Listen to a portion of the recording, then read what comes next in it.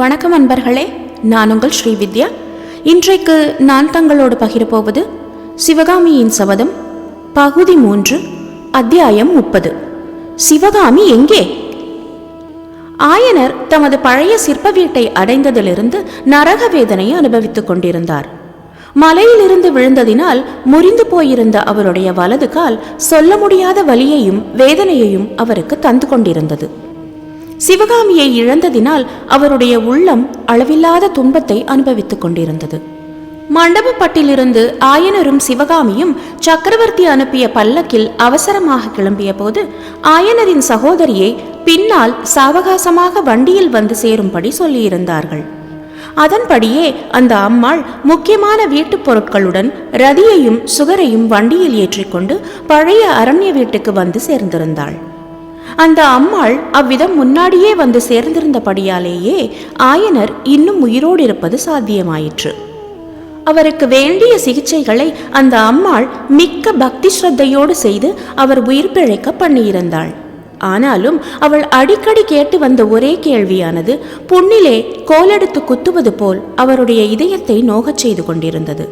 அந்த கேள்வி சிவகாமி எங்கே என்பதுதான். சோகக்கடலில் ஆழ்த்தும் மேற்படி கேள்வியை நிறுத்துவதற்காக ஆயனர் ஏதேதோ மறுமொழி சொல்லி பார்த்தார். அவையொன்றும் சிவகாமியின் அத்தைக்கு பிடிபடவே இல்லை. எனவே அவள் கேள்வி கேட்பதை நிறுத்தவே இல்லை. இது போதாதென்று ரதியும் சுகரும் அடிக்கடி ஆயனரிடம் வந்து முகத்தை தூக்கி கொண்டு நின்று சப்தமற்ற குரலில் தங்களுடைய மௌன கேள்வியை அடிக்கடி கேட்டுக்கொண்டிருந்தார்கள். ஆயனர் கடுமையான குரலில் அதட்டி அவர்களை அப்பால் போகும்படி செய்தார். சுகபிரம்ம ரிஷி இப்போதெல்லாம் அதிகமாக தம் குரலை வெளியில் காட்டுவதில்லை. சில சமயம் திடீரென்று நினைத்து கொண்டு பலமான கூக்குரல் போடுவார். அப்போது அவருடைய தொனி சிவகாமி எங்கே என்று கேட்பது போலவே இருக்கும். அரண்ய வீட்டு சுற்றுப்பக்கமெல்லாம் ஏதோ பெரிய அல்லகல்லோலம் நடந்து கொண்டிருந்ததாக தோன்றியது. திடீர் திடீர் என்று காட்டிற்குள்ளும் அப்பாலும் சமீபத்திலும் தூரத்திலும் பலர் கூச்சலிட்டு கொண்டு ஓடும் சப்தம் கேட்கும். அழுகையும் புலம்பலும் பல சமயம் கேட்கும். இரவு நேரங்களில் சுற்றுமுற்றும் பார்த்தால் திரள் திரளாக புகையும் நெருப்பு ஜுவாலையும் எழுவது தெரியும். அந்த வனத்தில் வசித்த பட்சிகளிடையே என்றும் காணாத மௌனம் சில சமயம் நிலவியது. திடீரென்று பல்லாயிரம் பட்சிகள் ஏக காலத்தில் கூச்சலிடும் சப்தமும் கேட்டது. ஒரு நாள் அந்த அரண்யத்துக்கு வெகு சமீபத்தில் எங்கேயோ ஒரு பெருஞ்சண்டை நடக்கிறது என்பதற்கு அறிகுறிகள் தெரிந்தன. போர் முரசங்களின் பேரொலியும் போர் வீரர்களின் ஜெயகோஷமும் குதிரைகளும் மனிதர்களும் நடமாடும் சத்தமும் ஆயுதங்கள் மோதும் ஓசையும் இடைவிடாமல் கேட்டுக்கொண்டிருந்தன.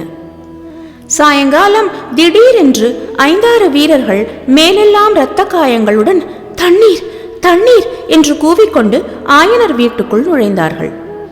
அவர்கள் பல்லவ வீரர்கள்தான் என்று தெரிந்து கொண்டதும் ஆயனர் தாம் படுத்திருந்த இடத்திலிருந்தே அவர்களை வரவேற்று தம் அருகில் உட்காரச் சொல்லி சகோதரியை கொண்டு அவர்களுக்கு தண்ணீரும் கொடுக்கச் செய்தார். பிறகு அவர்கள் எங்கே எப்படி காயமடைந்தனர் என்பது பற்றி விசாரித்தார்.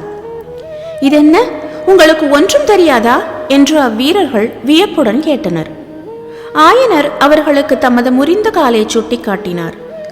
வந்த வீரர்கள் அந்த காலையும் சுற்றுமுற்றும் உடைந்து கிடந்த சிலைகளையும் பார்த்துவிட்டு, ஐயோ, சளுக்க ராட்சதர்கள் இந்த வீட்டுக்குள்ளும் புகுந்து இப்படியெல்லாம் அக்கிரமங்கள் செய்து விட்டார்களா என்று வருத்தப்பட்டார்கள். பிறகு அந்த வீரர்களில் ஒருவன் புலிகேசி காஞ்சியை விட்டு போனதிலிருந்து அன்று மணிமங்கலத்துக்கு அருகில் நடந்த பயங்கரமான சண்டை வரையில் எல்லாம் விவரமாக சொன்னான். அவன் கூறியதின் சாராம்சமாவது, புலிகேசி கோட்டையிலிருந்து வெளியேறியதும் தன்னுடைய சைன்யத்தை சிறு சிறு படைகளாக பிரித்து பல்லவ நாட்டு கிராமங்களை கொளுத்தவும் ஜனங்களை இம்சிக்கவும் சிற்பங்களை நாசமாக்கவும் சிற்பிகளை அங்கஹீனம் செய்யவும் கட்டளையிட்டு அனுப்பினார்.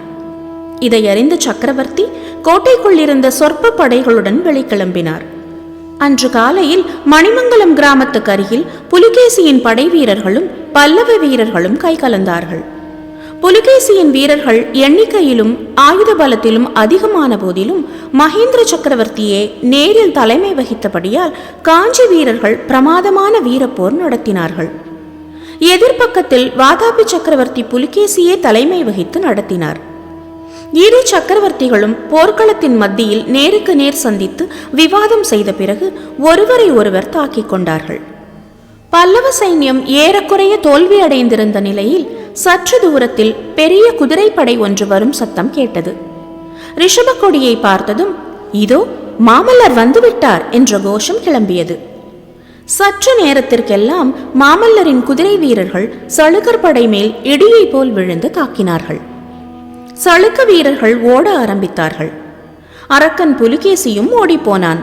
ஆனால் போகும்போது தன் கையில் இருந்த சிறிய கத்தி ஒன்றை குறிபார்த்து எறிந்து விட்டான். மகேந்திரர் பிரக்ஞை இழந்து தரையில் விழுந்தார். வாதாபி வீரர்கள் போர்க்களத்தை விட்டு ஓடிய பிறகு மாமல்லரும் பரஞ்சோதியும் பல்லவர் விழுந்திருந்த இடத்திற்கு வந்தார்கள். அவருக்கு தக்க சிகிச்சை செய்து காஞ்சிக்கு பத்திரமாய் எடுத்து போக கட்டளையிட்டுவிட்டு புறமுதுகிட்டு ஓடிய வாதாபி வீரர்களை பின்தொடர்ந்து சென்றார்கள். மகேந்திர பல்லவருக்கு மரண காயம் என்பதை கேட்டதில் ஆயனர் அளவற்ற துயரமடைந்தார்.